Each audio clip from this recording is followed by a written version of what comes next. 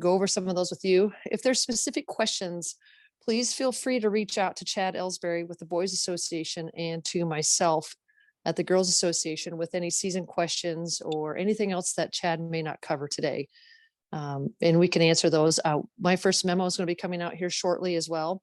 In the meantime, please go to our website, and you go to the Coaches and Administrators tab on our website, and then go to the golf section underneath that. That's where you need to go on a weekly basis. That's where I post everything for coaches. That's where I post memos. That's where we post state information, where we post our COVID guidance, which is on there now, where we have our COVID guidance webinar is also on there. So please reference that if you have not done so. And otherwise, just wishing you a great season. I'm glad we made it this far. Yeah, thanks, Lisa. Yeah, I'm excited to be here. So let's jump right in. I said this, I think, a couple times earlier as people were kind of logging on. I am trying to do the presentation as well as monitor the chat area and administering the admissions room, if you will, or waiting room. So I'll try to keep an eye on that. If for some reason you get kicked off, you have to log back in, please just bear with me, and I'll try to get you admitted as fast as possible, or as soon as I notice that you're waiting to be readmitted. And Chad, sorry to interrupt. This is going to be recorded, right? Do we discuss that? Thank you. I started the recording just a moment ago, and so we're off and running. So that's the other thing too, is we will get that posted and a link set out to view the recording, probably by early next week, is our hope. So, kind of be on the lookout for that if for some reason you have to log off early as well. We are going to try to keep it to about an hour, and I'll leave some time for questions at the end. But if you do have any questions, I guess, as we're rolling and you want to pipe up, just unmute yourself and go ahead and ask them, or feel free to type it in the chat area, and I'll try to get to those as best that I can. Please don't be offended if I simply say, hey, you know what, we're going to cover that just a little bit later today. So I might just, suspend answering one because it's going to come up in the presentation. So if someone, you can just do this on the chat, if someone could just confirm that you can see my screen that says 2021 Rules Webinar Introduction and has my name on it, as soon as I get confirmation on that, I will proceed. Awesome. Thanks, guys.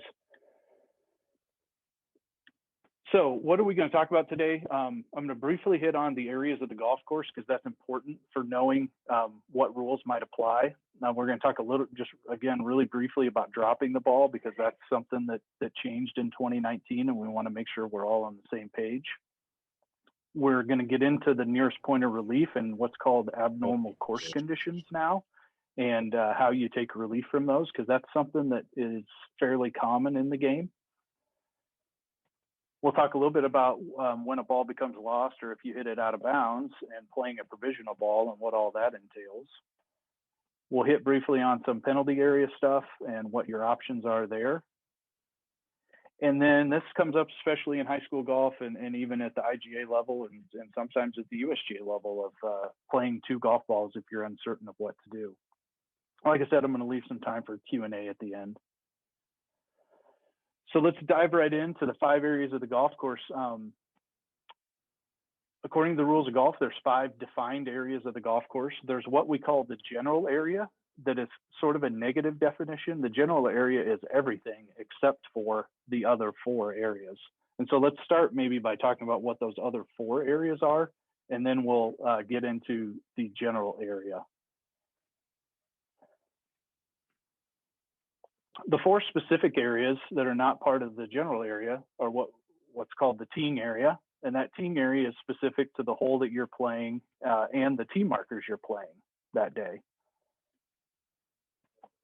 And then we have all bunkers on the golf course, and we have all penalty areas on the golf course. And then finally, there's the putting green of the hole that you're playing. And so the teeing area and the putting green, when it comes to the rules of golf, those are specific to the hole that you're playing, whereas bunkers and penalty areas, when we talk about those, we talk about all bunkers on the golf course or all penalty areas on the golf course.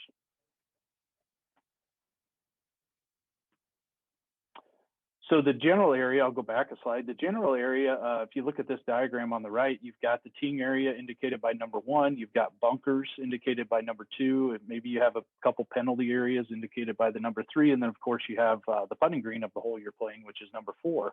So everything else would be what we call general area here. And it's important to note because what you don't see as areas of the golf course is fairway and rough. So typically when it comes to rules, we don't distinguish between fairway and rough. And so we talk about maybe your nearest point of relief and taking a club length of relief area, that might move you from fairway to rough or from rough to fairway. And that's perfectly okay because you're still in the one area, which is called the general area.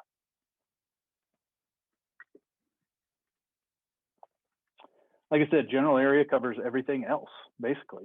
So anything that's not the teeing area, the putting green of the hole that you're playing, and then all penalty areas and all bunkers is going to be general area. So why is it really important to know what the area of the golf course is, what are the areas of the golf course? Well, because certain rules are going to apply or certain options are going to apply depending on where you're at on the golf course, you know? So it's important to know where your ball lies.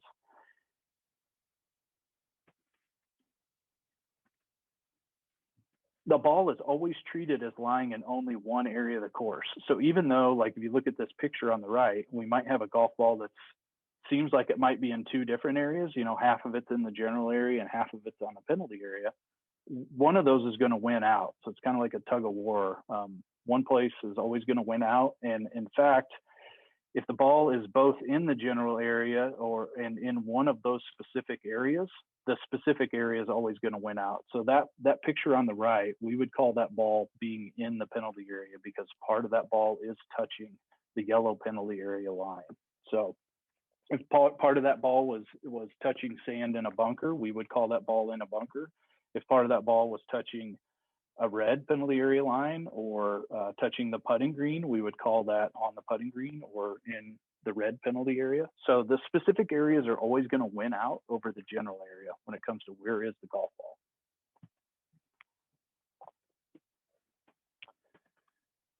So with that said, let's go into dropping. And this will be a fairly quick one, but again, it's a fairly important one because plenty of rules are going to require you to drop a golf ball, right? We're going to talk about some of those with penalty areas and abnormal course conditions and things like that coming up.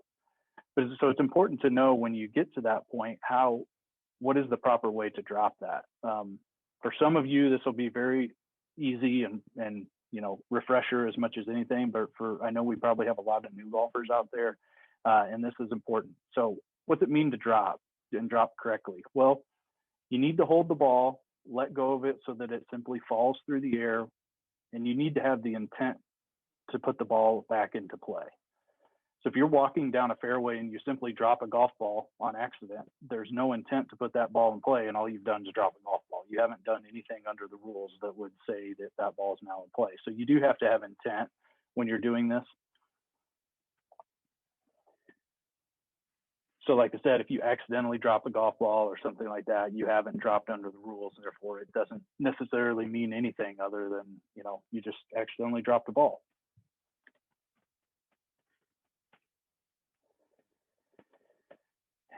Each relief rule that you operate under is going to identify a specific area or relief area where the ball is going to have to be dropped.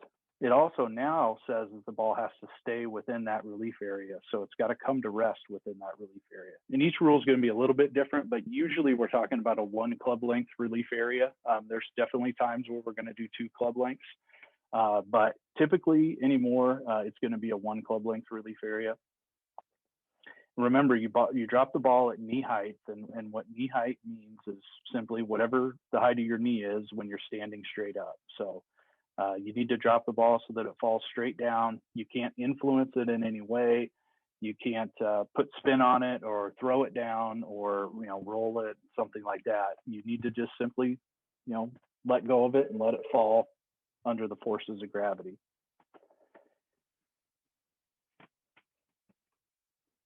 You also have to be careful that it doesn't touch you or your equipment before it hits the ground. So looking at the picture on the right here, if this young lady would drop it and say it hits her toe before it hits the ground, that would not count as a good drop. If it hits the ground and then hits her toe, that's actually going to be okay as long as she sort of didn't purposely influence it with her foot or her toe. So as long as that type of stuff is accidental, it's going to be okay if it happens after it hits the ground. But if it does hit her golf club or her foot or herself in any way before it hits the ground, we would not count that, and we would make her redrop that. Again, the relief area is simply where a player must drop a ball when taking relief under a rule. Like I said, typically this is going to be a 1 club length relief area. There's a couple of times in particular where it would be 2, but it's usually any more 1 club length. So that has been simplified a little bit for us and starting in 2019 under the new rules. There's also going to be a couple other little parts to this. There's always going to be a reference point that you're working off of. And depending on the rule that you're operating under, that reference point changes, right? A lot of times, and we'll talk about this here in a second, a lot of times it's your nearest point of relief. Sometimes it might be where the ball crossed a penalty area. That might be the reference point, but there's always going to be some reference point that you're working off of. And that's your reference point for measuring either the 1 club length or the 2 club lengths of relief. And then every once in a while, we're going to have limits on the location of the relief area. And what we mean by that is the limits on what part of the golf course you're allowed to drop in. So perhaps if we're taking relief for some stairs in a bunker, we might be operating under a rule that limits us to relief within that bunker. So that's an example of kind of knowing, what limits you might have on where you can actually drop. And I've referenced it a couple of times, but when we talk about club lengths, what exactly are we talking about? Well, the 2019 rules updates now tell us that simply refers to whatever the longest club in your bag that's not a putter. For most of us, that's our driver, but I suppose if you do not carry a driver, maybe it's your 3-wood or a hybrid or something. So just as an example, if the longest club other than a putter that you carry is a 43-inch driver, then for you during your round that day, a club length is considered, is considered to be 43 inches.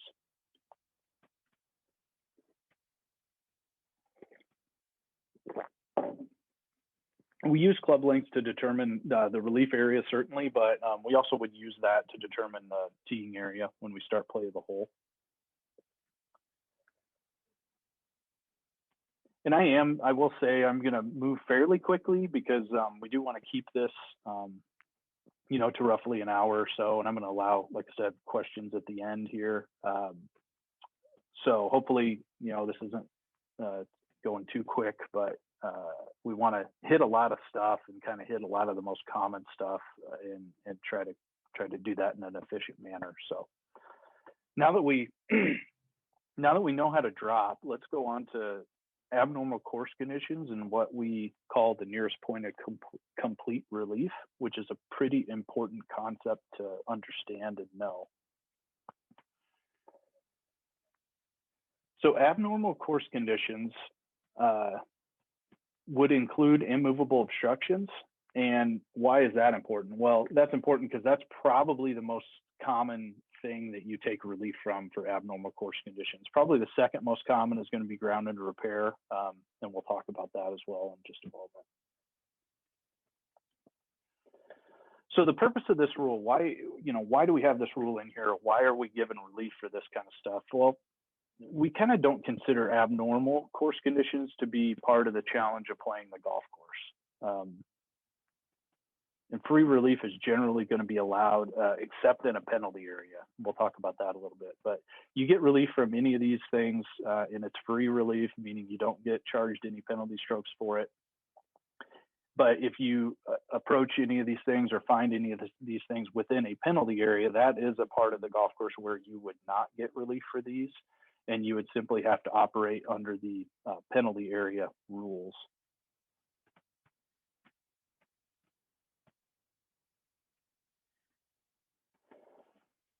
So a player normally takes relief by dropping within that penalty area, or within that relief area, excuse me.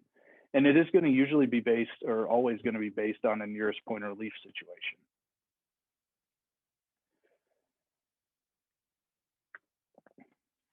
The rule also covers, and we'll talk about this at the second part of this, relief for an embedded ball in the general area.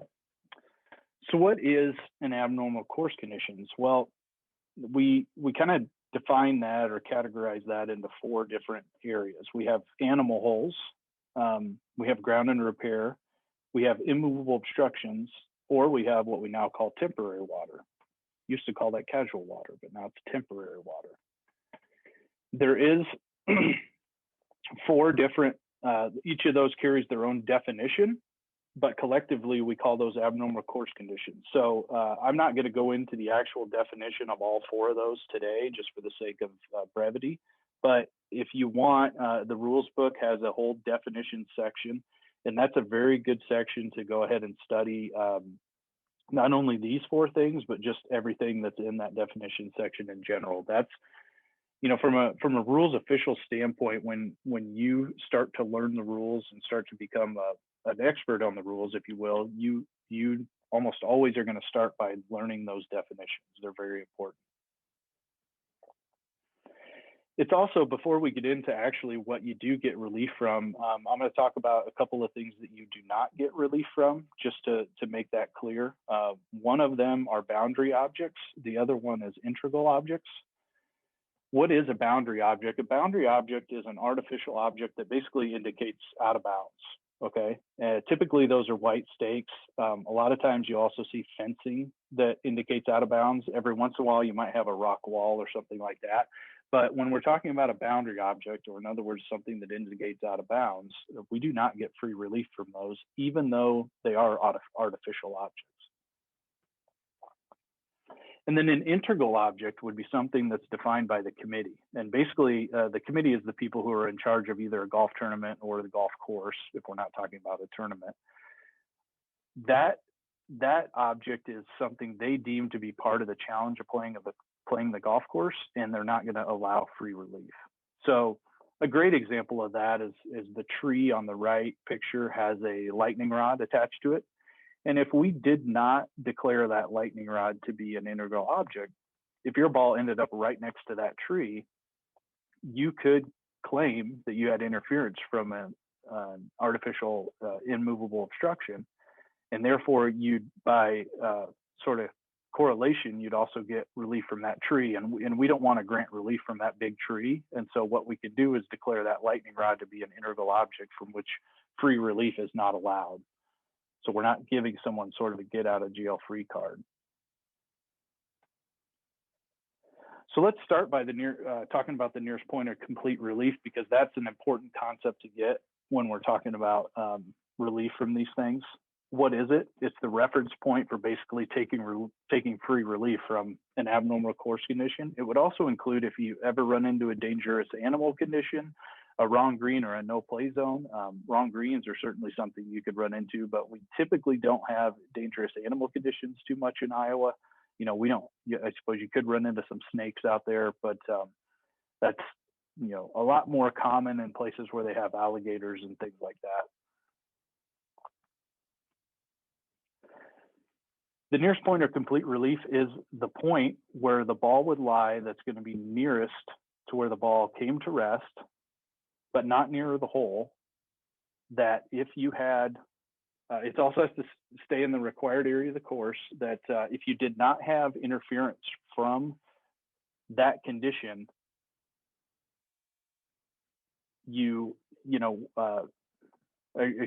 so where the condition does not interfere with the stroke you would have made if that condition wasn't there. And it's kind of a screwy way to say, basically, look, if you in the point of, or in the task of determining your nearest point of relief, if you didn't have interference from, say, this cart path on the picture that's on the slide, if you didn't have interference from that, what club and what swing and stance and all of that would you have used to make that shot or take that shot?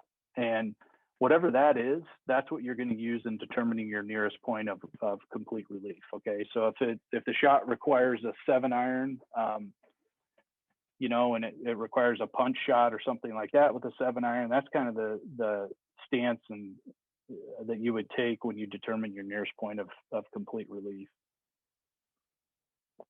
Now, the rules don't say that you actually have to simulate this and sort of fake it when you determine the nearest point of relief. Ultimately, the only thing we care about is that you actually determine the correct spot. But, you know, if you have any doubt whatsoever, it's always a good idea to go ahead and, you know, and simulate that when you're determining your point. And going back to the slide a couple ago where we had some red and yellow lines, let me get back to that because I want to point that out. So basically what we do is when finding a nearest point of complete relief, we are going to find the, you know, the spot where we get relief and complete relief, including stance, swing, all of that from the condition that's closest. Okay, we want to move the ball the least amount. And so in this case, the nearest point of complete relief for this gentleman would be on the left because 4 feet is shorter than 6 feet. Because if we go to the right, we have to get our feet and everything off of the cart path. If it was a left-handed player, we'd probably be almost exactly the opposite of this, right? We would probably be going to the right-hand side. So something that's kind of interesting.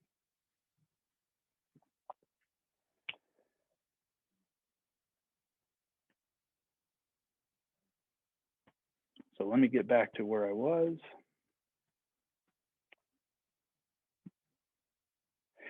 It is also important to note that the nearest point of complete relief is not always the nicest point of complete relief. You could be taking relief from something and your nearest point of relief might be in the middle of a tree or in the middle of a bush or tall grass. So it's important before you start picking up your golf ball to understand that, understand or know where you probably are going to go. Because if that's the case, you might be better off just playing it from where it's at. So if the picture on the right is a gentleman had his ball come to rest on a cart path, but his nearest point of relief is certainly going to be a tougher golf shot than if he just plays it off the cart path. And you're always going to have the option to play the ball as it lies. So you might always think about that before picking up and moving your golf ball. So something to think about.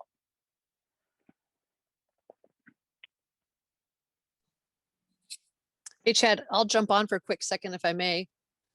Yeah, go ahead. While you're working, again, this is Lisa. Just as a reminder, the golf rules meeting is on our website under the coaches and administrators tab in the golf section. Also, I did post today in that same section, the finalized classification for the 4 classes. And we did have a school, I contacted the 2 schools that actually moved a class from the tentative. So that is finalized now. If you want to go in and review that this evening afterwards, and then also take a minute and review the COVID stuff that we have on there, because some of you have not coached yet this year. Some of you have coached other sports and been around some of the COVID guidance for your local school. So just review what we have out there, and then also make sure you speak to your athletic director about any guidance that they have, because it will vary from school to school where you go, and communication is very important. If you're hosting a meet this year at your course, please reach out to those coaches that are going to be involved in your meet and let them know if there's any specific details they need to know, because it will vary, like we said, from county to county and school to school on what their guidance is. Excellent. Thank you, Lisa. And I'm back now. So I apologize for that delay, but I had enough people in there that I wanted to take a moment and make sure they got back in. So anyway, so let's talk about when relief is allowed for an abnormal course condition. Now that we know what a nearest point of complete relief is, when do we have interference? Well, we have interference when a ball either touches or is in or on an abnormal course condition. So remember those 4 things, like an animal hole or usually an immovable obstruction or grounded repair. If a ball is in that or lies on that, it's going to be something you get relief from. If you have physical interference with a stance or a swing with one of those things, that would definitely count and you get relief there. And then only when the ball is on the putting green do we talk about interference for line of play. If you do have interference for the line of play when your ball's on a putting green, you would get relief for that as well. One note, if the obstruction or abnormal course condition is simply something that distracts you but doesn't actually physically interfere with you. So in other words, it might be just a mental distraction. That does not classify or quantify as interference under the rules, and so you would just have to play that golf ball as it lies. So again, we allow relief anywhere on the course except in a penalty area. So if we have a golf ball that lies in a penalty area and we have interference from an abnormal course condition, say such as temporary water,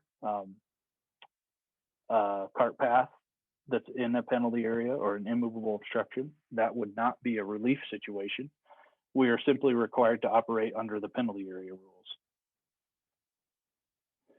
So if we have a ball in the general area, how do we take relief? Well, we drop it. We find the nearest point of complete relief. So in this picture on the right, or diagram on the right, we have an abnormal course condition, which in this case is just some ground under repair that's been white, marked white by the committee. We find our nearest point of relief, which for us, and in this situation, was right behind the circle. That's our reference point. We measure 1 club length and we drop within that relief area. This is a little note, just like I think I mentioned this kind of earlier. If you are taking relief from an abnormal course condition in a bunker, in order to avoid any sort of penalty, you do need to remain in that bunker. So you simply find your nearest point of relief, drop within that club length, and play on without a penalty. Sometimes, and this is pretty rare, but sometimes you could have to deal with this concept of what we call maximum available relief. And on the image on the right, we have a bunker that has enough water in it. Your ball came to rest and is situated in a place where we can't really take relief totally from the water without going closer to the hole. So we could take what we call maximum available relief, and that is simply going to the shallowest part of the water, dropping there, and go ahead and play on without penalty. Like I said, that's rare, but you could run into that from time to time, especially in the spring and Iowa weather, all that sort of stuff. When we talk about a ball on a putting green, we do get relief for an abnormal course condition. So say you've got some temporary water, like the picture on the right. The relief procedure is slightly different. We're not going to be dropping any golf balls, and we're not going to be measuring any club lengths here. What we do is simply go to the nearest point of complete relief and place the ball right at that point. You just place the ball right at that point. You go ahead and play on, and again, no penalty strokes.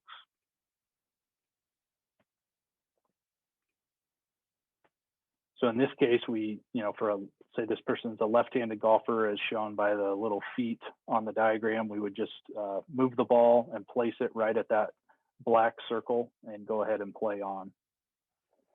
And here's another picture of what we might run into, and it just illustrates the point that sometimes you could be on a putting green and your nearest point of complete relief usually is probably going to keep you on that putting green, but the rules actually say if that nearest point of relief is in the general area, that is going to be where you're required to go. So in this diagram, the nearest point of relief is actually, just barely off of the putting green. That would be where you'd go. And you would still place the ball there and play on, but just know that you could, in some cases, be going off of the putting green.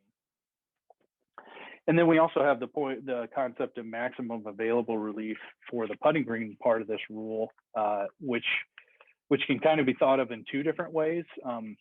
One could be, if we're talking about temporary water, we could go to the point where we putt through the shallowest part of the water, or maybe we go to the point that we putt through the least amount of water, if you will. So either one of those could potentially be options for you if you ever, run into a hole that's totally encircled by temporary water. But if you run into that, you might want to seriously consider about not playing golf that day.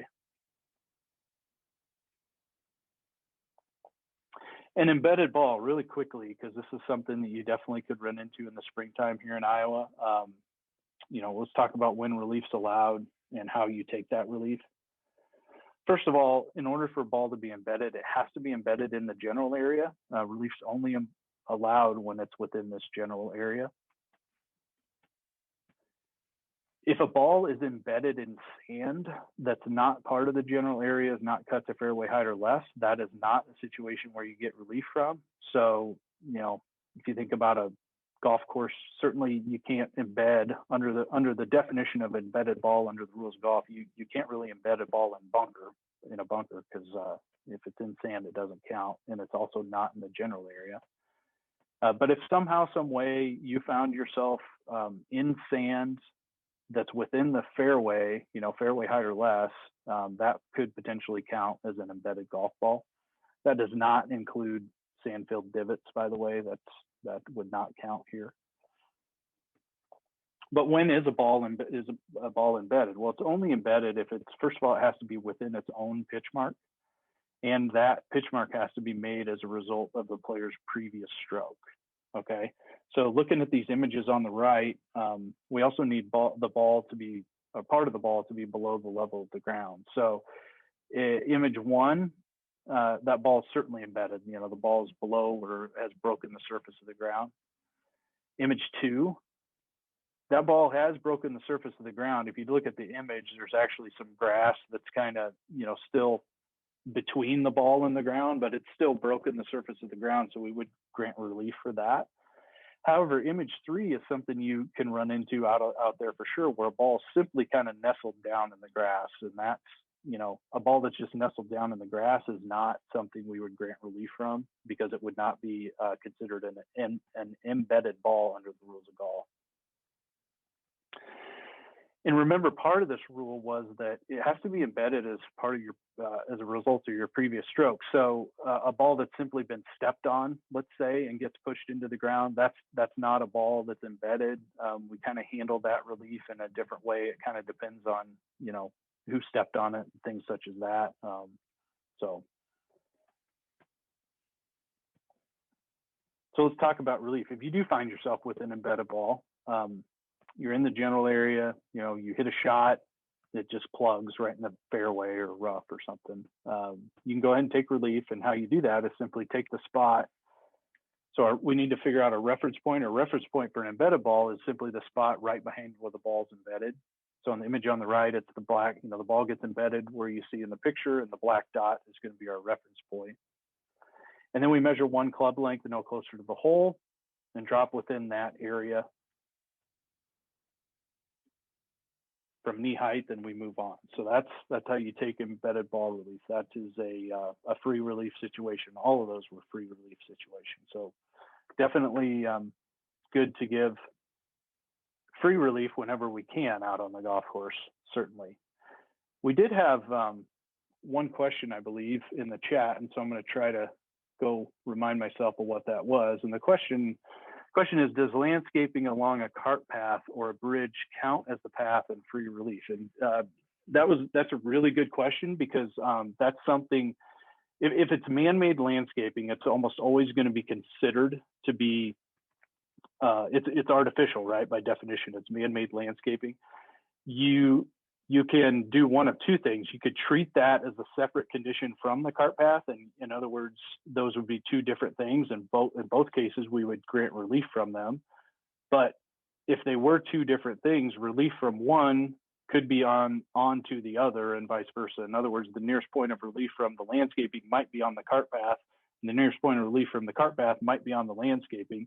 So what we tend to do in IGA events, when we run into that stuff that's sort of adjacent to that decorative, you know, stuff that's adjacent to a cart path or essentially part of a cart path, is we'll write into our local rule sheet and call that the same condition, so that we can take relief all at once from both of those. So hopefully that makes sense. And we found that to be a pretty efficient way to, you know, take care of those things.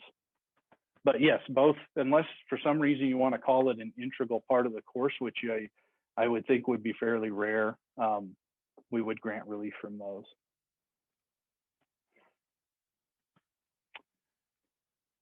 All right, penalty areas. Excuse me, ball lost out of bounds. Okay, we're going to talk about taking relief under stroke and distance, basically when a ball is lost, what to do when you hit it out of bounds, and then how to play a provisional golf ball. So when is a ball lost? A ball is lost if you cannot find it within 3 minutes.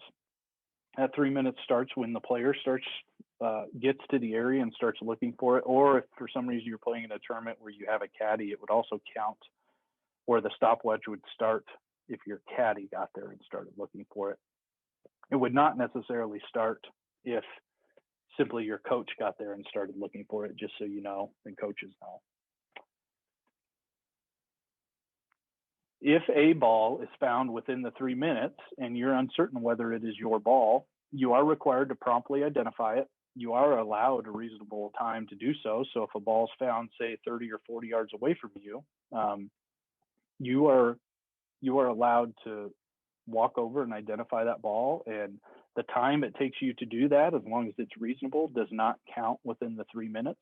So I like to think of it as if you're ever in a ball search, you know, the clock starts as soon as the player gets there and starts looking for it. But anytime you find a golf ball, the stopwatch essentially is put on pause. And it's put on pause while you identify that golf ball. And if it ends up being your golf ball, great, you go ahead and keep playing it. But if it ends up not being your golf ball, that's when we start the clock again. So we're allowed a total of 3 minutes to find our golf ball. But the time it takes in identifying golf balls does not count in that 3 minutes. So like I said, if the player does not identify his or her golf ball within that reasonable time, the ball is lost. So that just means that, say you find a ball, it's been 2 minutes and you find a ball and the player takes an unreasonable amount of time to get over and look and identify that ball, maybe purposely keeps looking somewhere else and doesn't go identify it, well, we don't give them that extra time there. That all kind of goes into the search. So when is a ball out of bounds? We talked a little bit about when's a ball in a penalty area or a putting green or a bunker, or when's it in the general area. Let's also talk about when's it out of bounds. It's sort of different maybe than those other ones. We're going to give you the most leeway possible on when a ball is going to be out of bounds. And what I mean by that is if we have any part of that golf ball that is in bounds or within the boundary of the golf course, we're going to treat that as being in bounds. So in the diagrams on the right, the green check marks would be considered balls that are in bounds. The red X's would be golf balls that are out of bounds. And so when we have stakes, it's the golf course side edge of the stakes at ground level. If we have a line, it's the very edge of the line that would be on the golf course side that determines our boundary.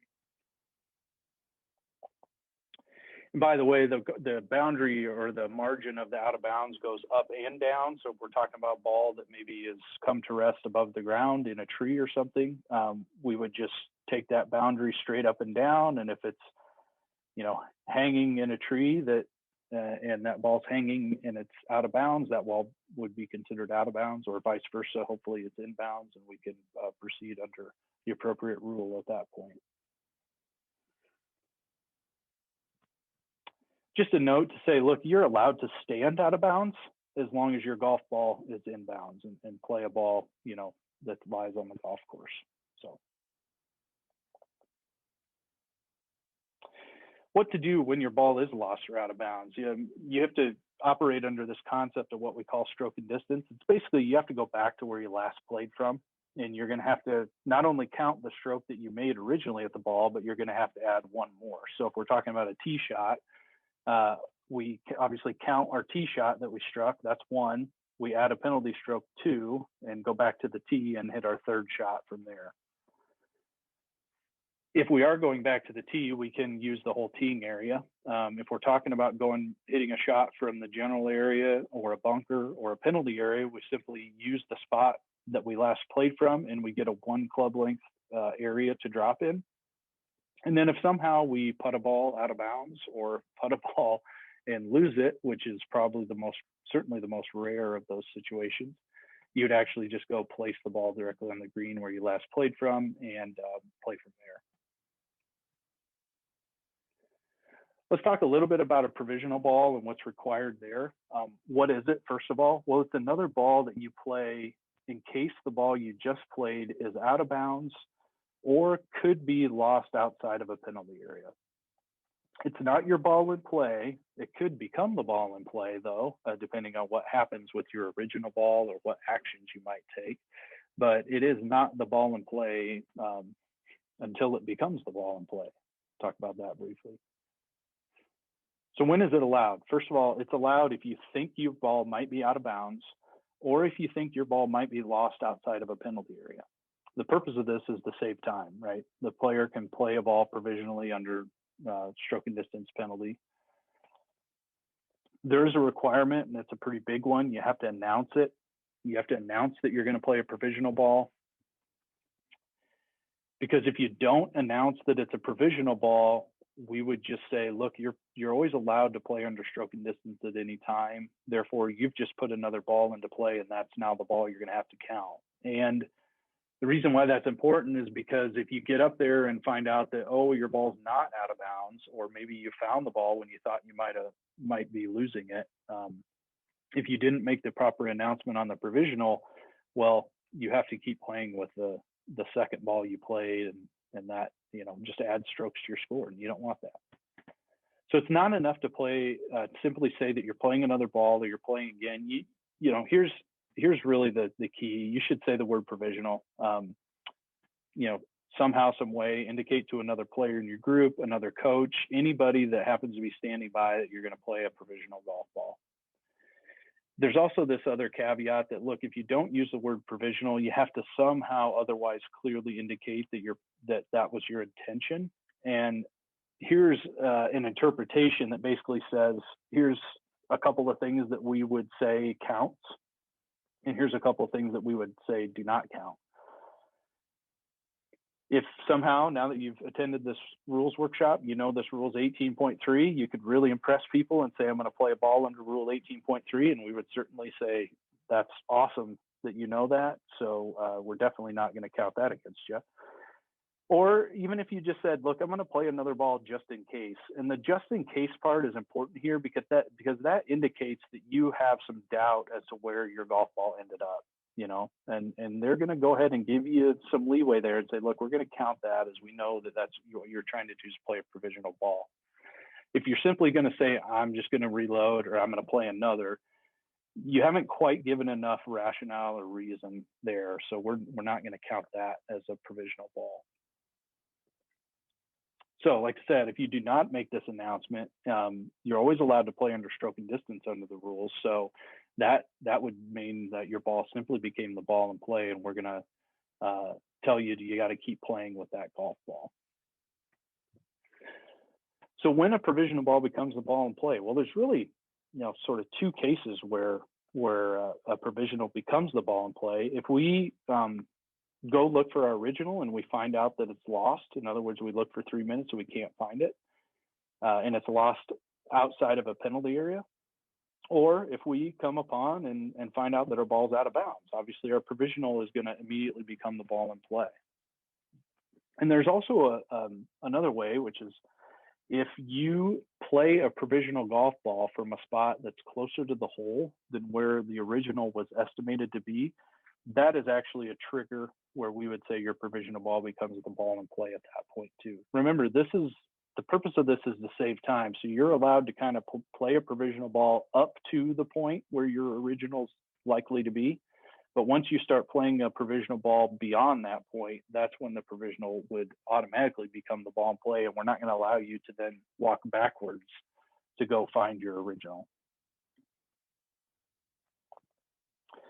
So when do you abandon the provisional? Well, this is the best case scenario, right? We don't necessarily want that provisional to become the ball in play because we want to find our first one. If we find the first one within the 3-minute search and it's not out of bounds, then we're good to go. There's also another situation where if we come upon the area and we realize that, look, when I hit that provisional back on the tee, I had doubt as to where my ball was going to be. I thought there was a chance it could have been lost outside of a penalty area.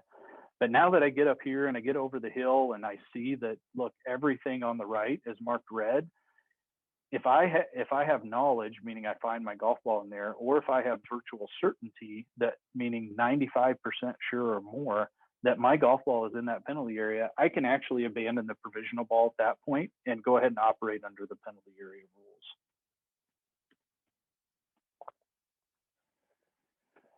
So once we do abandon that provisional ball, we're obviously not allowed to make strokes at it. And if we do, it's what we consider a wrong ball. And we would get penalized 2 strokes for making a stroke at a wrong ball.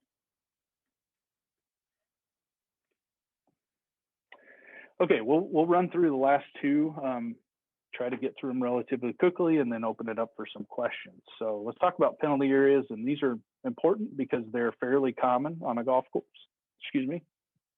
And they're becoming more and more common with the updates to the 2019 rules. What are penalty areas? They're typically they're bodies of water, but they can now also be other areas that are defined by the committee. Usually we're looking, if we're going to define something as a penalty area, we're going to focus on areas where a ball is often lost or unable to be played at all. We might consider now marking those as penalty areas to help speed up play. All of these relief options are going to take 1 penalty stroke, and we'll talk about them. We have 2 different types of penalty areas. We have either red or yellow. This does affect the player's relief options. We'll talk about that.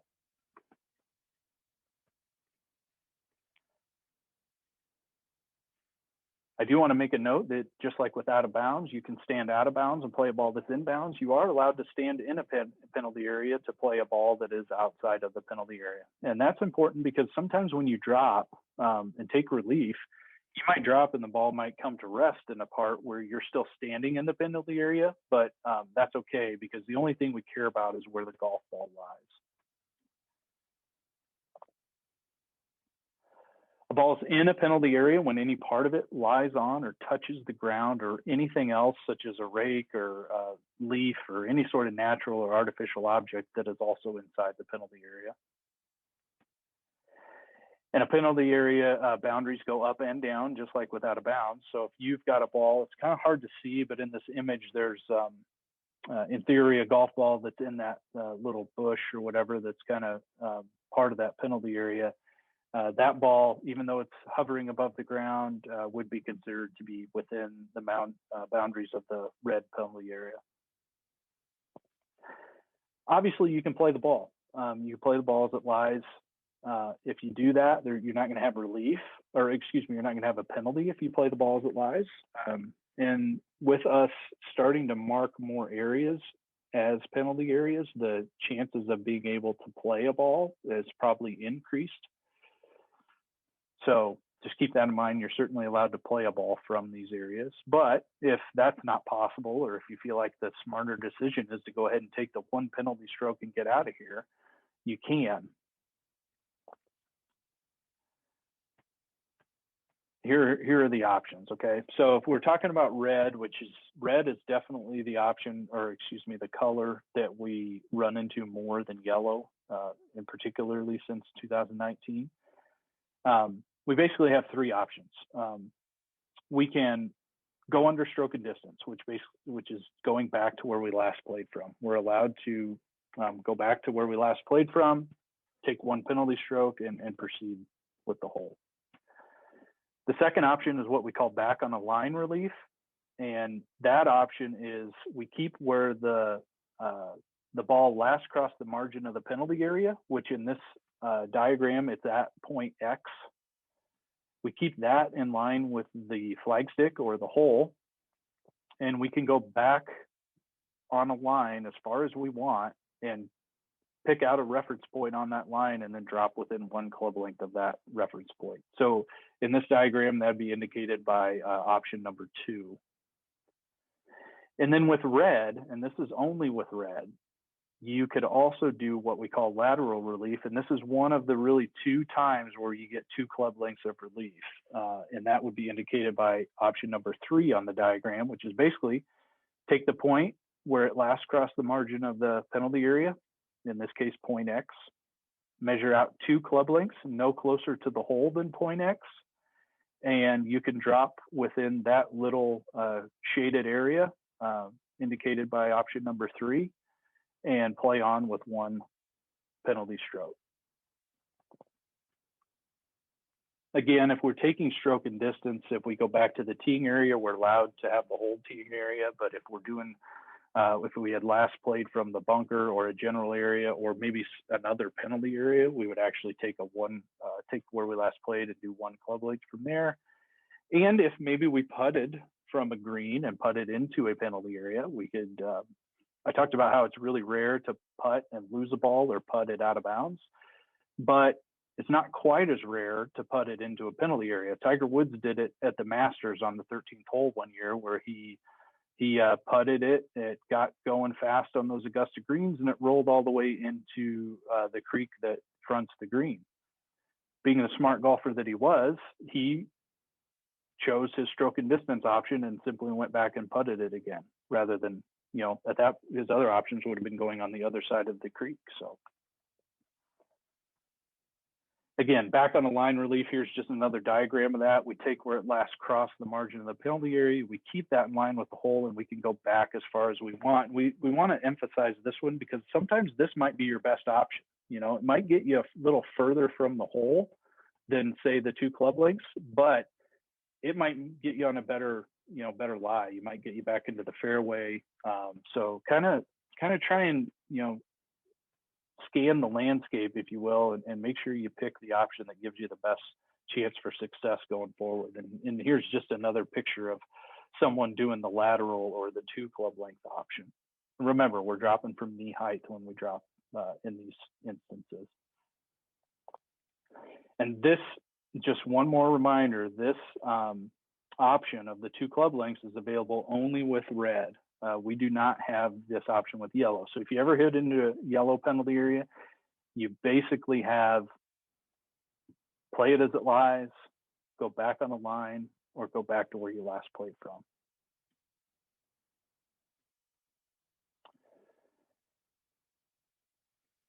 Just another point, we talked about how you don't get relief from an abnormal course condition, which would include when your ball's in a penalty area, so that include immovable obstructions. You also don't get relief for an embedded ball or an unplayable ball if your ball lies in a penalty area. We have other rules that you can operate under for an unplayable ball. You're basically just saying, look, if your ball ends up in a penalty area, you can either play it or take relief under the options we just discussed, whether it's red or yellow. So that's a real quick hit on penalty areas. And then I'm going to talk about what to do when you're not sure what to do. And we might go just over an hour before I open it up to questions. So good timing. Okay, when you guys play in your high school stuff, and even in a lot of our IGA stuff, things come up, and you don't have 18 rules officials or even 9 rules officials that are going to be on every single hole. And so if you come up upon a situation and you're not sure what to do in stroke play, we have this thing called kind of doubt as to procedure that allows you to play 2 golf balls and then, kind of ask someone or figure out, which one should count here. And before we get into the specifics of playing the 2 golf balls, I just want to point out that this is, straight in the rules here. There is kind of a lot of concept out there when it comes to, look, the group decided this or the group decided that. Well, the rules actually address that and say, look, in stroke play, everybody on the golf course has an interest in everybody's play. And so the only way to truly arrive at group consensus is if all 50 people who are playing that day or all 100 people who are playing that day agree on something. Well, that's not viable. And so you can certainly try to help someone in your group with the rules, especially now that you've attended a rules seminar. You might be a little more educated than another person in your group is. But keep in mind that if you are either giving that advice or accepting that, I shouldn't call it advice under the rules, but accepting that help, that's not a get out of jail free card. You have to kind of take all of that with a grain of salt and ultimately just do what you think is best, and then ask an actual rules official or somebody who's administering the event what the correct ruling is here. So you should try to always protect the other players in the competition. And that simply means, like, hey, try to help everybody in your group proceed under the rules as best they know how. And that might mean, in a lot of instances, telling them, hey, it might be a good idea to go ahead and play 2 golf balls, because I'm not sure, I'm not, 100% certain of what that rule is. Let's go ahead and play 2 golf balls and then ask someone for an answer. So a player who is uncertain about the right procedure when they're playing a hole can certainly complete the hole with 2 golf balls. An example of this might be the picture on the right. We've got a woman who hit a ball into an area that looks like maybe it should have been marked as ground under repair, but she's not really sure. So she says, well, I might get relief from this, but I might not. I'd like to play 2 golf balls here and then ask if I'd get relief. So the player has to decide that they're going to play the 2 golf balls after the uncertain situation arises, but you have to decide it before you make a stroke at either of the golf balls. You can't, or before making a stroke at the original ball, really. You can't make a stroke and then decide, well, I could have gotten relief from that. I'm going to play 2 balls. You have to figure that out before you kind of take action. And in the course of doing this, you should announce or choose which golf ball you would like to count if the rules allow for that. And you announce that to someone else in your group, or if there's another coach or somebody nearby, you can really make that announcement to anybody, but to the marker or another player is ideal. And if you do not choose which ball you want to count, then whichever golf ball you play first is going to be treated as the ball that you have picked to count. If you ever play 2 golf balls during the course of an event, before you turn in your scorecard, you are required to report that to the committee.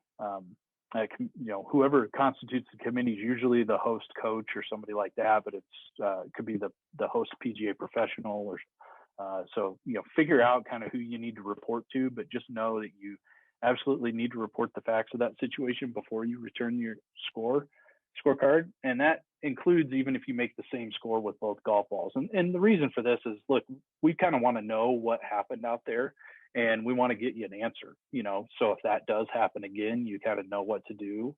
Or if there's an area that we need to get out there and look at and maybe mark ground under repair, we can go do that. And this is a big one, because if you do this, if you play 2 golf balls and you do not report it before returning your scorecard, the penalty is disqualification. So it's a great rule, trust me, when it comes to helping you get around the golf course. Just know that if you ever do it, make sure you talk to the appropriate people before you return your card. Otherwise, the penalty is pretty drastic. If you make a stroke before you decide to play a second ball, then this rule technically doesn't apply. But if the purpose of doing that, in other words, you kind of forgot, or you were trying to follow this rule, but you didn't quite follow it to a T, there isn't going to be like any huge penalty here. We're basically just going to count the original ball. That's going to be the ball that counts, but there isn't going to be any additional penalty for playing that second ball. We're not going to count that as playing a wrong ball or something like that if you were trying to follow this rule but just didn't quite get the timing of everything right. So there's not going to be a penalty for playing that second ball. And this is just a note that says, look, we talked about a provisional ball. This situation is not a provisional ball. This is what we call a second ball played under this rule. So just a note. So that's it. Like I said, I tried to go kind of quick. I tried to hit a lot of the highlights of everything. And I want to know, hopefully you guys were able to follow that, but I'm certainly willing to answer any questions anybody might have as it relates to anything rules, really, or anything we discussed, or clear up any confusion that might be out there. So you ought to be able to unmute yourselves. And if you're having any trouble doing that and you would like to ask a question, you could type in the chat, but I'll kind of hang on for another 10 minutes here or so and see if anybody has any questions. All righty. Now, obviously, the importance of knowing your rules, knowing your options can save you strokes in the middle of the round. I mean, a good example would be something that just happened the other day to a couple of kids out playing, and it wasn't just, the one man, the whole group wasn't sure of the option. But if you hit off one and hit into the water, are you going to re-tee it? No.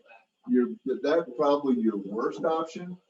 It is an option. Stroke and distance is an option, but you're losing distance with the stroke. So remember, if you can do the lateral two club lengths or the line of sight, those are probably your best options. And on our golf course, every stake is red. Every hazard is red, I should say. So, those options there, probably your two best options, as far as saving strokes. And it's, believe me, if it's a situation. All right, I think he was addressing his team maybe rather than asking a question. Does that, Mackenzie? Sorry, I muted you. But if that was not the case, please unmute yourself and go ahead and ask the question. But hey, Chad, this is Chad Ellsbury. Hey, Chad. How you doing, Chad? I just wanted to say thank you again for this rules seminar, and on behalf of the Athletic Association and the Girls Union. I think Lisa might have had to leave. Just wanted to thank you again publicly. Also to let the coaches know that just like during the regular season, if they have a question, you're always available and have made yourself available. And our friends with the Iowa PGA are also available to help as needed. And both Lisa and I will share those phone numbers and have shared those phone numbers in the past. But just wanted to thank you again for taking the time, and to also let any coaches who are wondering that this was recorded and that you do plan to put it up through your YouTube, I'm assuming sometime early next week as time allows. Yep, correct, Chad. We did record it.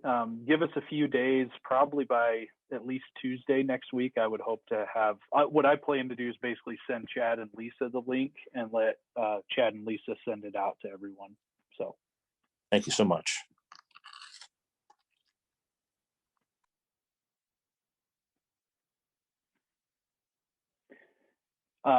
Certainly anybody, at this point, we're just kind of hanging on for a little while in case there is any other questions.